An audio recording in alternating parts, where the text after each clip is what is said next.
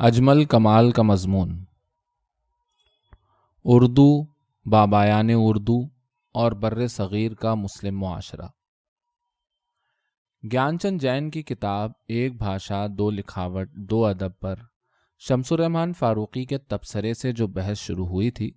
اس سے اردو کی ادبی دنیا اور اس سے وسیع تر اور اہم تر بر صغیر کے مسلمان معاشرے کے بارے میں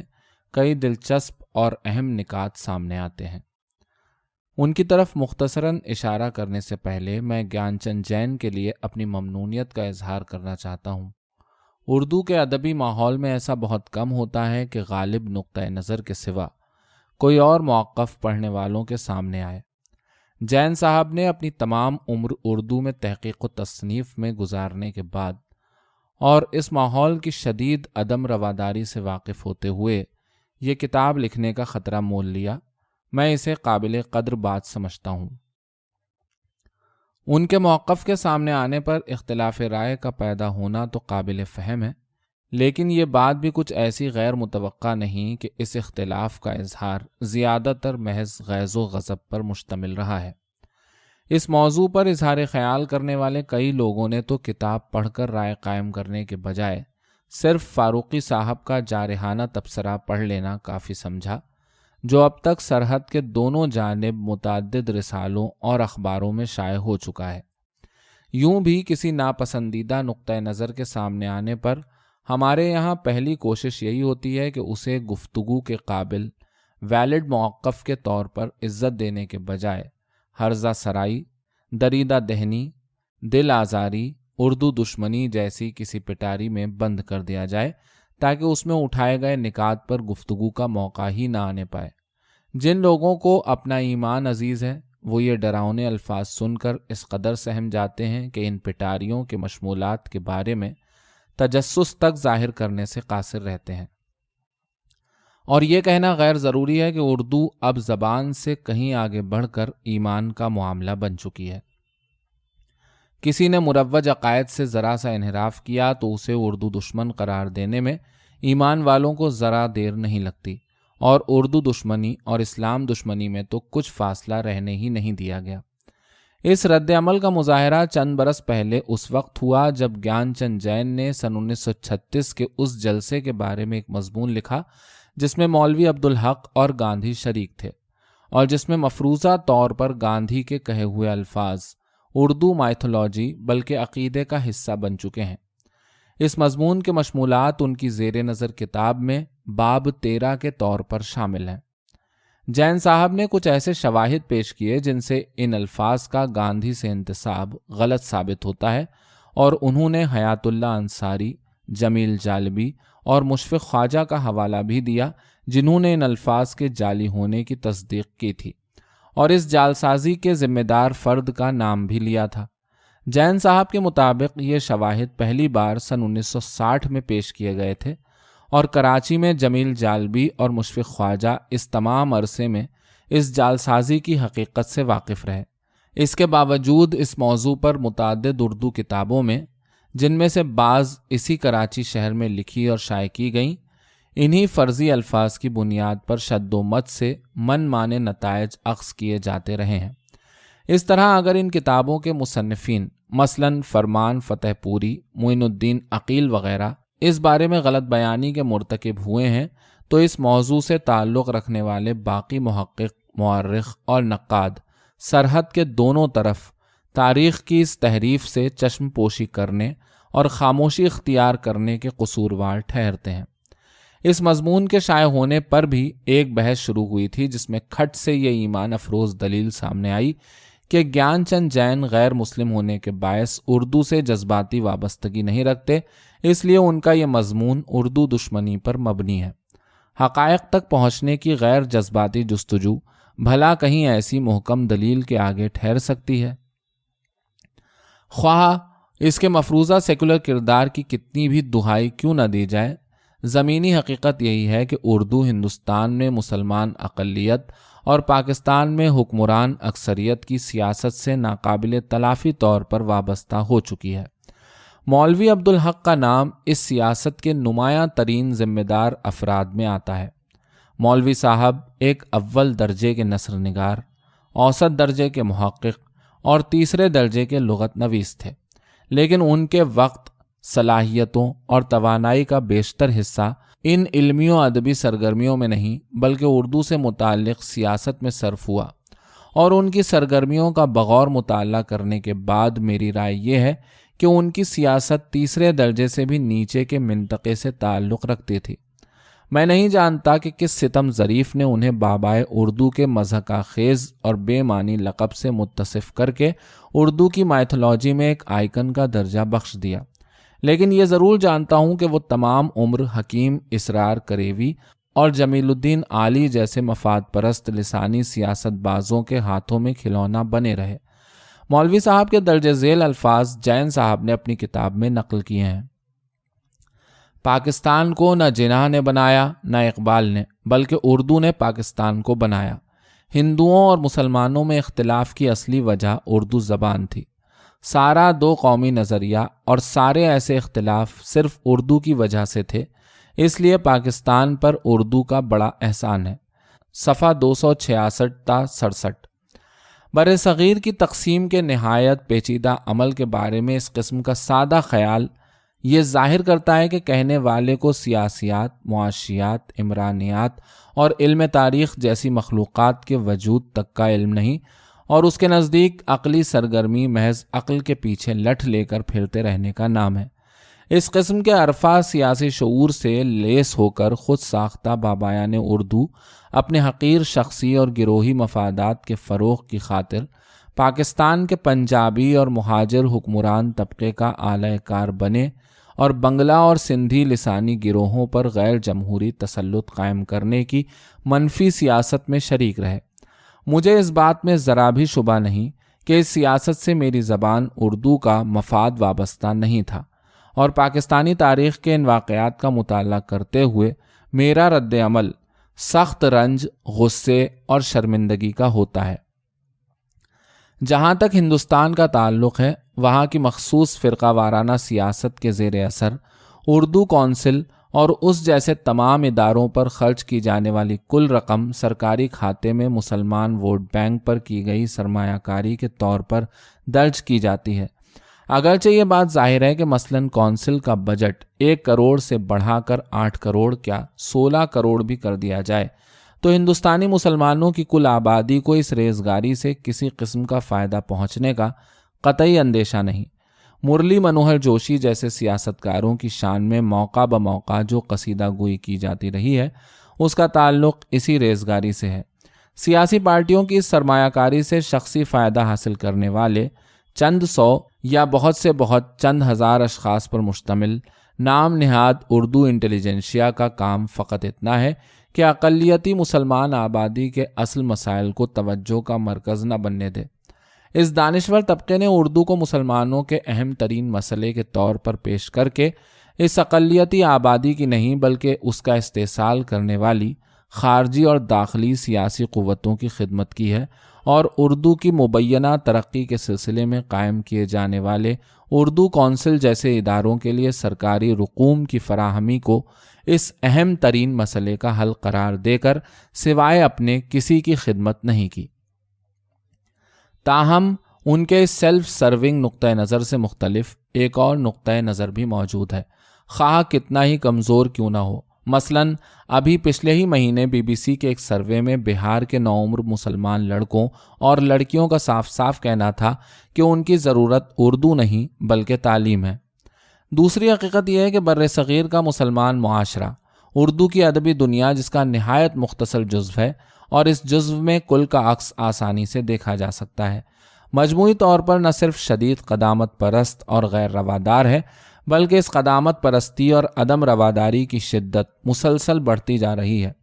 मजहबी जज्बात को ठेस पहुँचने के नाम पर मौलाना अब्दुल माजिद दरियाबादी जैसे लोगों ने मसलन मिर्ज़ा यगाना और अंगारे के मुसन्निफ़ीन के ख़िलाफ़ जो तूफ़ान बर्पा किया था, उसका ज़ोर न सिर्फ ये कि थमने में नहीं आ रहा, बल्कि अब तो अदम रवादारी का ये तूफ़ान हमारी नुमायाँ तहज़ीबी शनाख्त बन गया है। मालूम नहीं ऐसे लोग अक़लियत में हैं या अक्सरियत में, लेकिन अपने शोर व गौगा से माहौल को इस हद तक अपने काबू में कर लेते हैं کہ ان سے اختلاف رکھنے والوں کو بہت سے موقعوں پر تو زبان کھولنے تک کی ہمت نہیں ہوتی۔ پاکستان میں ان فتنہ پردازوں کا زور اتنا بڑھا کہ انہوں نے منتخب اور غیر منتخب دونوں قسم کی حکومتوں سے اپنی مرضی کے غیر معقول اور غیر منصفانہ قوانین بھی نافذ کروا لیے، جنہوں نے آبادی کے کئی طبقوں خصوصاً عورتوں اور مذہبی اقلیتوں کی زندگی اجیرن کر رکھی ہے۔ اس چیرہ دستی کی جھلک ادبی میدان میں بھی دیکھی جا سکتی ہے۔ مثلاً یہاں کے ایک سرکاری ادارے اقبال اکیڈمی کے تنخواہ دار کارپردازان رفتہ رفتہ اتنے دلیر ہو گئے ہیں کہ اقبال کے بعض اشعار اور افکار پر نعوذ باللہ کی ضربیں لگانے اور ان کے ایمان کو مشکوک ٹھہرانے تک سے نہیں چوکتے۔ ہندوستان میں پوری مسلمان آبادی کو پرسنل لا بورڈ والوں نے یرغمال بنا رکھا ہے، جو اپنی مرضی کے نان ایشوز کو مسلمانوں کے اصل مسائل کے طور پر پیش کرتے ہیں اور کسی کو انہیں ٹوکنے کا حوصلہ نہیں ہوتا۔ اس مروجہ تنگ نظر اور دقیانوسی نقطہ نظر سے اختلاف کی جرأت کرنے والے مسلمانوں تک کو دائیں بازو کی ہندو سیاسی پارٹیوں کا ہمنوا قرار دے کر چپ ہونے پر مجبور کر دیا جاتا ہے۔ رہے اردو کے معدود چند غیر مسلم ادیب، تو ان کے لیے تو لکیر سے ذرا ادھر ادھر ہونے پر بی جے پی یا RSS سے وابستگی کا الزام تیار ہی رکھا رہتا ہے۔ بر صغیر کے مسلمانوں کی اس بڑھتی ہوئی قدامت پرستی اور عدم رواداری کا پورا عکس گیان چند جین کی کتاب پر ہونے والی بحث میں دیکھا جا سکتا ہے۔ ان کے مخالفین کا سارا زور مصنف کو بدنیت اور سازشی ٹھہرانے پر رہا ہے، جبکہ کتاب میں اٹھائے گئے نکات کا تجزیہ کرنے پر تقریباً کوئی توجہ نہیں دی گئی۔ اس کی مثال کتاب کے انتصاب زدگان، مقدمہ نگاروں اور ناشر کے سلسلے میں کی جانے والی خیال آرائیاں ہیں، جن کا اصل بحث سے کوئی تعلق نہیں۔ ایک متجسس پڑھنے والے کی حیثیت سے میں نے زیر بحث کتاب کا بغور مطالعہ کیا اور کئی جگہ مصنف سے مختلف رائے رکھنے کے باوجود مجموعی طور پر اس کتاب کے لیے اپنے دل میں بڑی قدر محسوس کی۔ ہم دوسروں کو کیسے دکھائی دیتے ہیں، یہ ہمیں دوسروں کی رائے کے بے روک ٹوک اظہار کے سوا بھلا اور کس ذریعے سے معلوم ہو سکتا ہے۔ یہ تاریخ اور سیاست کا المیہ ہے کہ تمام عمر اردو میں لکھنے اور اردو پڑھانے والے گیان چند جین کو دوسرا یا غیر کہنا پڑ رہا ہے۔ وجہ صرف یہ کہ ان کا مذہبی عقیدہ اور لسانی و تہذیبی نقطہ نظر اردو لکھنے پڑھنے والوں کی غالب اور غضبناک اکثریت سے مختلف ہے۔ مجھے اپنے مشاہدے کی روشنی میں ان کی یہ مرکزی بات حقیقت پر مبنی محسوس ہوتی ہے کہ اردو پر قدامت پرست مسلمان نقطہ نظر کا غلبہ ہے، اور اس نقطہ نظر کا اظہار کئی موقعوں پر خاصا پرتشدد اور غیر روادارانہ ہو سکتا ہے۔ اس کی جھلکیاں ادب میں بھی کثرت سے ملتی ہیں، لیکن اسے محض ادب تک محدود رکھنا نادانی ہوگی۔ مثلاً پاکستان کے بڑے قومی روزناموں، جنگ، نوائے وقت، امت وغیرہ میں شائع ہونے والے مضامین اور کالموں میں اور پاکستانی تعلیمی اداروں میں مروج درسی کتابوں میں غیر مسلموں کے مذہب، رسم و رواج اور ثقافتی یا سیاسی نقطہ نظر کی تحقیر اور تذلیل ایک معمول کی بات ہے۔ اور تو اور علامہ اقبال سے کتنی ہی ایسی باتیں روایت ہیں جن میں انہوں نے غیر مسلموں خصوصاً ہندوؤں کے بارے میں اسی قسم کے خیالات ظاہر کیے ہیں۔ یہودیوں اور قادیانیوں کی تو بات ہی جانے دیجیے، جن کی حمایت میں کچھ کہنا گویا مصیبت کو دعوت دینا ہے۔ ہندوؤں کے لیے جو الفاظ بے دھڑک استعمال کیے جاتے ہیں وہ شیخ احمد سرہندی کے الفاظ کی بازگشت معلوم ہوتے ہیں۔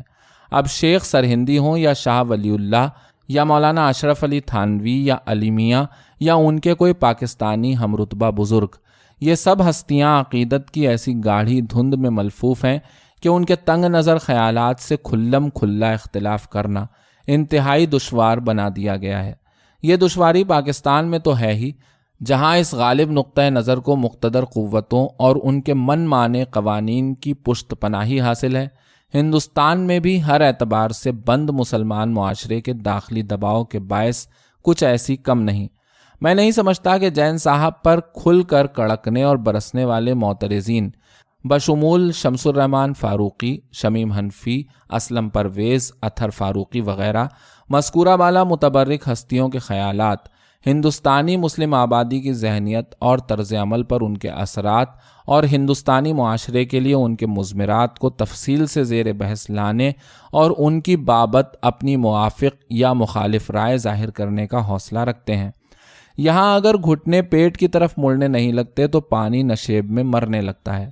گیان چند جین نے اگر شیخ سرہندی وغیرہ کے معروف اور مروج خیالات کی طرف توجہ دلائی تو ان پر سازش اور فرقہ پرستی کے قابل افسوس الزامات یا بنیا ہونے کے نسل پرستانہ تانے کے ساتھ چڑھ دوڑنا البتہ آسان کام ہے جس میں کسی چوٹ چپیٹ کا اندیشہ نہیں۔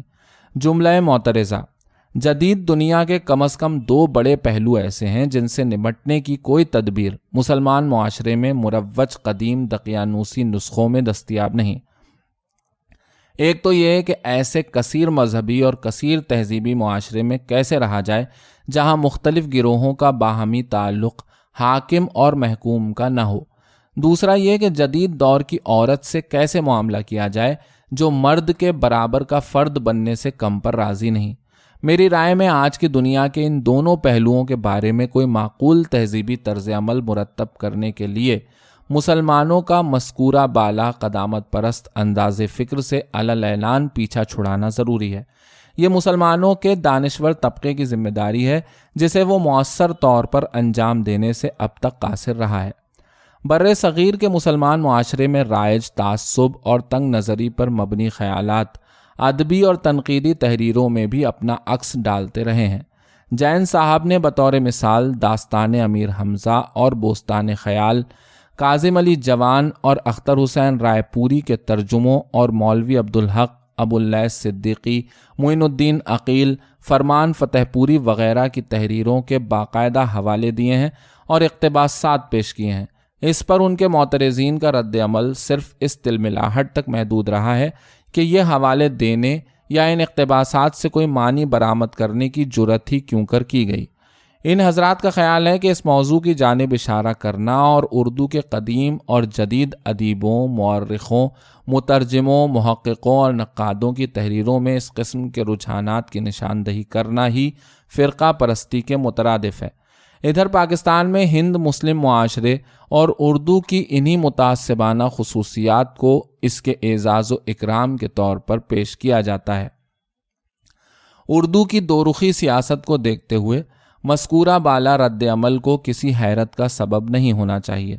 پاکستانی بابایان اردو اس زبان کو 2 قومی نظریے اور قیام پاکستان کی بنیاد قرار دینے میں اپنا فائدہ دیکھتے ہیں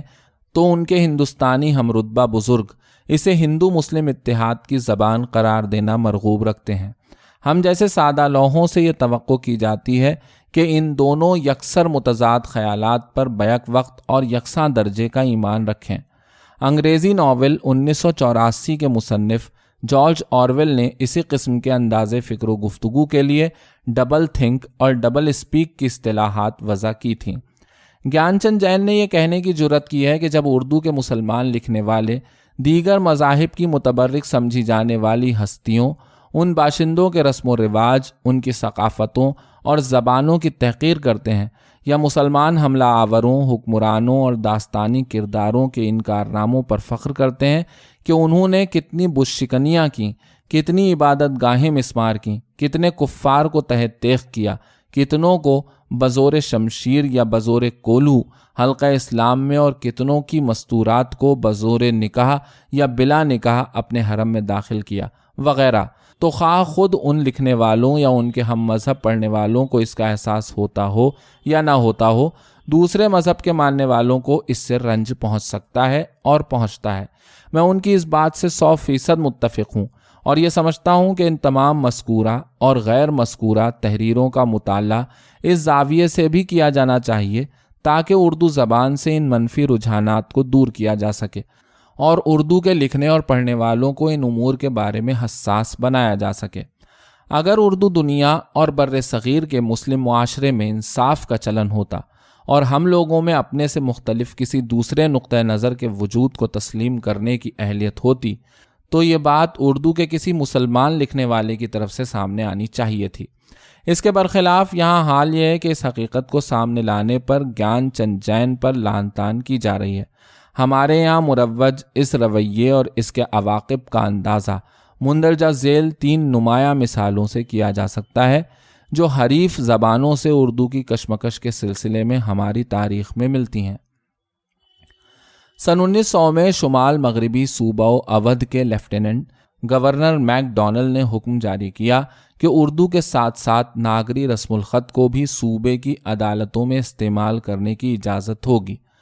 سن 1954 میں پاکستان کی مرکزی اسمبلی نے مشرقی بنگالیوں کی 6 سالہ مسلسل جدوجہد کے بعد ایک رسمی قرارداد منظور کی کہ اردو کے ساتھ ساتھ بنگلہ کو بھی پاکستان کی قومی زبان سمجھا جائے گا۔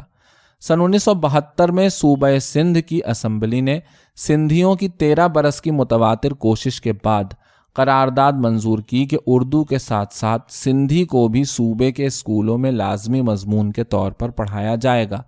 اس بات کو دھیان میں رکھیے کہ ان تینوں موقعوں پر اردو کو ہٹا کر اس کا مقام کسی دوسری زبان کو نہیں دیا جا رہا تھا، بلکہ اردو کو اس کی جگہ قائم رکھتے ہوئے دوسری زبان کو اس کا حق دینے کی کوشش کی جا رہی تھی۔ لیکن بابایان اردو نے اس کوشش کو بلا تکلف اردو کے قتل سے تعبیر کیا،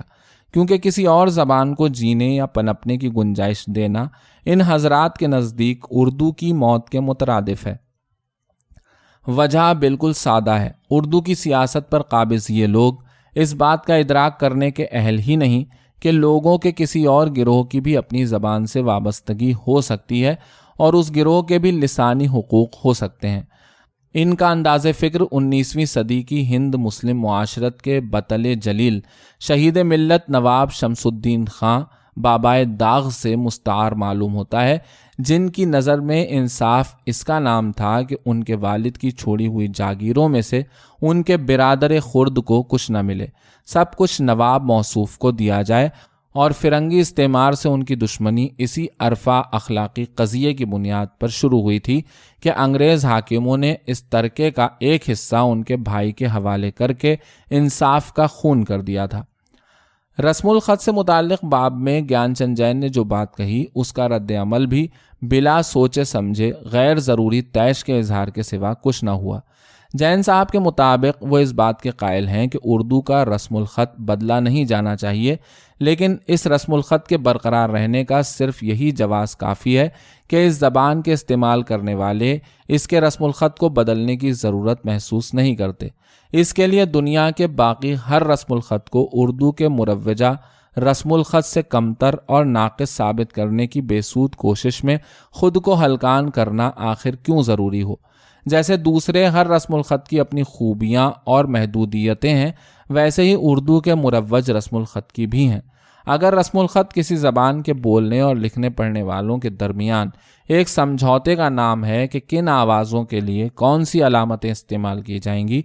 تو اس میں ایک رسم الخط کے دوسرے رسم الخط پر مطلق اعتبار سے برتر ہونے کا سوال کیوں کر پیدا ہوتا ہے، سوائے اس کے کہ آپ کسی مخصوص رسم الخط کو آسمان سے اترا ہوا سمجھتے ہوں۔ اسی بحث میں گیان چند جین کی کتاب سے ایک اور معنی خیز نکتہ یہ بھی برآمد ہوتا ہے۔ اگر گاندھی یہ کہنے پر مذمت کے سزاوار ٹھہرے کہ قرآن کے حرفوں میں لکھے جانے کی وجہ سے اسے مسلمانوں کی مذہبی زبان سمجھا جانا چاہیے، تو محمد حسن عسکری اپنے اس قول پر اس سے مختلف سلوک کے حقدار کیوں ہیں کہ اردو رسم الخط ملت ابراہیم حنیف کا پرچم ہے، بلکہ یہ رسم الخط تو مؤذن ہے جو ہر وقت الخ مؤذن مرحبا ہر وقت بولا۔ جس زبان کو امرت رائے اور شمس الرحمن فاروقی دونوں اپنے اپنے نقطہ نظر سے ہندی کا نام دیتے ہیں، اس کی ابتدا کی تحقیق کے سلسلے میں گیان چند جین کا کہنا ہے، اردو کی قدیم تاریخ جاننے کے لیے عربی فارسی نہیں، پراکرت اور اپبھرنش کی واقفیت چاہیے۔ اگر براہ راست نہیں تو کم از کم ہندی میں جو مواد ملتا ہے اس سے تو استفادہ کر لیں۔ لیکن 20ویں صدی کے نصف اول کی اردو تحریک نے ہندی زبان اور قدیم تحریروں کی محض تضحیق کرنا سکھایا۔ نتیجہ یہ ہے کہ اس علم کے بغیر اہل اردو اپنے شجرے کے بارے میں جاہل مطلق رہ گئے۔ اردو ہندی کے آغاز کی بات محض اصطلاحوں کا معاملہ نہیں، وہ تو ہندی اور اس کے اجداد اپبھرنش، پراکرت، سنسکرت اور ویدک بھاشا سے اچھی جانکاری کی بات ہے۔ اردو والوں کو ان زبانوں اور ان کے الفاظ سے ایک بھڑک، ایک چڑ ہے۔ صفحہ نمبر 66 تا 67۔ مجھے یہ توقع معقول محسوس ہوتی ہے کہ اردو ہندی تنازع کے موضوع پر لکھنے والے اردو مورخ اور محقق جو یقیناً اردو کی قدیم تاریخ کے بارے میں اپنا نقطہ نظر رکھتے ہوں گے، ہمیں یہ بھی بتائیں کہ اس سلسلے میں دوسرا یا مخالف نقطہ نظر کیا ہے، کن افراد کی کن کتابوں میں ملتا ہے، کن شواہد کو پیش کرتا ہے، کس استدلال کی بنیاد پر ان شواہد کا تجزیہ کرتا ہے، کن نتائج پر پہنچتا ہے، اور یہ شواہد، استدلال اور نتائج کس بنیاد پر رد کیے جانے کے مستحق ہیں۔ اس موضوع سے دلچسپی رکھنے والے ایک عام قاری کی حیثیت سے میں مثلاً شمس الرحمن فاروقی سے یہ توقع کرنا اپنا حق سمجھتا ہوں، لیکن انہوں نے اپنی کتاب اردو کا ابتدائی زمانہ میں اس بارے میں صرف اتنا کہنا کافی سمجھا۔ زمانہ حال میں اس نظریے کو سب سے زیادہ تفصیل اور بسط کے ساتھ امرت رائے نے اپنی کتاب میں پیش کیا ہے۔ امرت رائے کا نظریہ تضادات سے پر ہے اور اس کی بنیاد متعصبانہ ظن و تخمین پر ہے، نہ کہ ٹھوس حقائق پر، لیکن اردو والوں نے اس کا کوئی اطمینان بخش جواب تاحال نہیں دیا ہے۔ میرے علم و اطلاع کے مطابق صرف مرزا خلیل احمد بیگ نے امرت رائے کا رد لکھا، لیکن وہ پوری طرح کارگر نہیں ہے۔ وجہ یہ ہے کہ اپنی زبان کے آغازی سرچشموں کے بارے میں خود اردو والوں کے ذہن صاف نہیں ہیں۔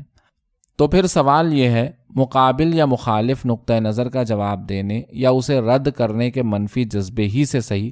یہ کام آخر کون کرے گا، اور اس کے لیے اس جانکاری کی ضرورت ہوگی یا نہیں جس کی طرف گیان چند جین نے مندرجہ بالا اقتباس میں توجہ دلائی ہے۔ اس قسم کی توقع ابواللیث صدیقی اور فرمان فتح پوری جیسے مصنفوں سے تو وابستہ کی نہیں جا سکتی، جن کی کتابیں اپنی گوناگوں خصوصیات کے باعث میری طالب علمانہ رائے میں ردی کی ٹوکری میں جگہ پانے کی مستحق ہیں۔ گیان چند جین نے اس بات کی نشاندہی کی ہے کہ اپنے اپنے محدود اور تنگ نظر انداز فکر کے باعث اردو اور ہندی کے محقق اور زبانداں افراد اپنی اپنی زبان کی تاریخ کا ادھورا تصور رکھتے ہیں۔ اس تصور کو معقول حد تک وسیع اور مکمل کرنے کے لیے ان دونوں کو اپنے انداز فکر میں وسعت پیدا کرنی ہوگی، اور شمالی ہندوستان کے اردو اور ہندی سے متعلق خطے میں پائے جانے والے نمونوں کا احتیاط سے تجزیہ کر کے زبان کے تاریخی ارتقاء کا مطالعہ کرنا ہوگا۔ پروفیسر چودھری محمد نعیم نے اپنے مضمون اردو ان دا پری ماڈرن پیریڈ، سنتھیسس اور پرٹیکولرزم میں ایسے کئی نمونوں کی نشاندہی کی ہے جنہیں کسی نہ کسی وجہ سے اردو کے تاریخی کینن کا حصہ نہیں بنایا گیا۔ ان میں ملک محمد جائسی کی پدماوت بھی شامل ہے، جس کے اولین مخطوطے اردو رسم الخط میں ملتے ہیں۔ میں نے سن 2003 میں پروفیسر نعیم کے اس مضمون کا اردو میں ترجمہ کر کے ما قبل جدید دور کی اردو، امتزاج یا امتیاز کے عنوان سے اپنے رسالے آج کے شمارہ 42 میں شائع کیا تھا۔ جین صاحب کا خیال ہے کہ اس قسم کی کوشش امرت رائے نے اپنی کتاب A House Divided میں کی ہے، اور ان کی کتاب میں سامنے لائے گئے نمونوں میں سے 1/4 کو بھی اردو والوں کی توجہ حاصل نہیں ہوئی۔ میرے نزدیک اس بات پر برا ماننا قطعی غیر ضروری ہے۔ اگر اردو کے محققوں کی جستجو حقائق تک پہنچنے کے لیے ہے تو انہیں امرت رائے کے پیش کردہ نمونوں کا اپنے نقطہ نظر سے تجزیہ کر کے اپنی تحقیق کے نتائج کو پڑھنے والوں کے سامنے پیش کرنا چاہیے، اور جو نمونے اس کتاب میں سامنے نہیں لائے گئے ان کو بھی سامنے لانا چاہیے۔ جین صاحب کا کہنا ہے کہ زبان کی تاریخ کی بابت اس تحقیقی عمل کی راہ میں اردو اور ہندی والوں کے وہ سیاست زدہ موقف رکاوٹ بنے ہوئے ہیں جنہیں تاریخ کے خاص نقطے پر اختیار کیا گیا تھا۔ میں ان کی اس بات سے بھی متفق ہوں۔ شمالی ہندوستان میں اردو ہندی تنازعہ اس وقت پیدا ہوا تھا جب انگریزوں نے نچلی عدالتوں اور انتظامی اور تعلیمی اداروں میں فارسی کی جگہ مقامی زبانوں کو اختیار کرنے کا فیصلہ کیا۔ یہ بر صغیر کی تاریخ میں پہلی بار ہوا کہ حکومت کی طرف سے عام مقامی باشندوں کی تعلیم کے سلسلے میں کسی قسم کی پالیسی اختیار کی گئی۔ اس موقع پر دو متخالف موقف رکھنے والے دو گروہ سامنے آئے، جن میں سے ایک ناگری رسم الخط اور موجودہ ہندی زبان استعمال کرنا چاہتا تھا، اور دوسرا اردو کو اس کے مروج رسم الخط میں۔ اس مناقشے نے رفتہ رفتہ مناظروں، مجادلوں اور ایک دوسرے کا متشدد انداز میں رد کرنے والی تحریروں کے ذریعے اردو والوں اور ہندی والوں کے ذہنوں میں اس پختہ خیال کی صورت اختیار کر لی کہ ان کی پسندیدہ زبان مخالف زبان پر تاریخی اعتبار سے مقدم ہے، لسانی خصوصیات کے لحاظ سے فوقیت رکھتی ہے، برتر رسم الخط کی مالک ہے اور پورے بر صغیر کی قومی زبان بننے کی صلاحیت رکھتی ہے۔ اس تنازع کی تفصیلات بہت سی کتابوں اور مضامین کا موضوع بنی ہیں، لیکن بیشتر تحریروں میں اپنے اپنے سیاسی موقف سے اوپر اٹھ کر پورے منظر پر نگاہ ڈالنے کا رجحان مفقود ہے۔ اس کی ایک دلچسپ مثال اردو اور ہندی والوں کی ان تحریروں میں ملتی ہے جو فورٹ ولیم کالج نامی ادارے کی تاریخ سے، جس کی تعلیمی سرگرمیاں برسبیل تذکرہ فورٹ ولیم نامی قلعے میں کبھی پیش نہیں آئیں، یہ نتیجہ نکالنے پر مصر ہیں کہ انگریز اردو اور ہندی کے سلسلے میں پھوٹ ڈال کر راج کرنے کی پالیسی پر عمل پیرا تھے، اور اردو والوں کی نظر میں ہندی کو اور ہندی والوں کی نگاہ میں اردو کو آگے بڑھانے کی سازش میں مصروف تھے۔ آئیے اس ادارے کی تاریخ پر مختصراً نگاہ ڈالیں۔ اردو والوں اور ہندی والوں کے موقف کی روشنی میں فورٹ ولیم کالج کوئی ایسا ادارہ معلوم ہوتا ہے جیسے ہندی ساہتیہ سمیلن یا انجمن ترقی اردو، جسے اردو اور ہندی میں تفریق پیدا کرنے اور اردو یا ہندی کے ادب کو ترقی دینے کے مقصد سے وجود میں لایا گیا تھا۔ شواہد اس تصور کی تصدیق نہیں کرتے۔ سن 1800 میں قائم کیے جانے والے اس ادارے کے تحریری دستور کی روشنی میں اس کا مقصد انگلستان سے آنے والے کمپنی کے ملازمین میں مقامی زبانوں، قوانین، تاریخ، رسم و رواج اور معیشت سے اس قدر واقفیت پیدا کرنا تھا کہ وہ کمپنی کے مفادات کو آگے بڑھانے کے لیے مقامی باشندوں سے معاملہ کر سکیں اور انتظامی سرگرمیاں انجام دے سکیں۔ ان ملازمین کو اقتصادیات، جغرافیہ، ریاضی اور سائنس کی تعلیم دینا بھی اس ادارے کے مقاصد میں شامل تھا۔ جہاں تک مقامی زبانوں کا تعلق ہے، اس دستور کے تحت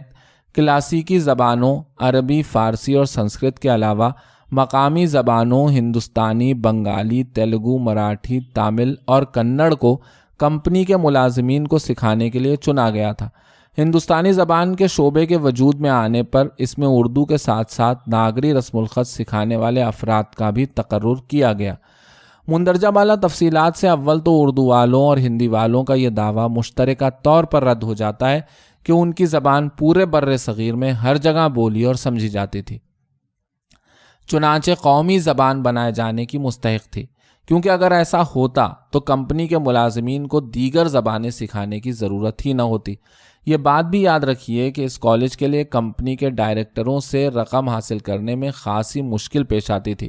یہ کوئی اردو کونسل کی قسم کا ادارہ نہیں تھا جس کا بجٹ 1 کروڑ سے بڑھا کر 3 سال میں 8 کروڑ کر دیا جائے اور کوئی پوچھنے والا نہ ہو۔ دوسرا نقطہ یہ سامنے آتا ہے کہ ناگری رسم الخط کسی نہ کسی حد تک مروج تھا، اور شمالی ہندوستان کے باشندوں کی کچھ نہ کچھ تعداد ایسی تھی جن سے رابطہ رکھنے کے لیے انگریز طلبہ کو یہ رسم الخط سکھانا ضروری سمجھا گیا۔ یہ کوئی ایسی شے بہرحال نہیں تھی جسے انگریزوں نے فورٹ ولیم کی تجربہ گاہ میں ایجاد کر کے شمالی ہندوستان کے جسم میں داخل کر دیا ہو۔ جہاں تک پھوٹ ڈلوانے کے الزام کا تعلق ہے، ایسی کوئی شہادت نہیں ملتی کہ کسی اور زبان کے شعبے میں الگ الگ رسم الخط کے منشیوں وغیرہ کا تقرر کیا گیا ہو۔ مذکورہ کالج سے باہر بھی یہ دیکھنے میں نہیں آیا کہ انگریزوں کی پالیسی کے نتیجے میں بر صغیر کے کسی اور علاقے میں ایسا لسانی تنازع پیدا ہوا ہو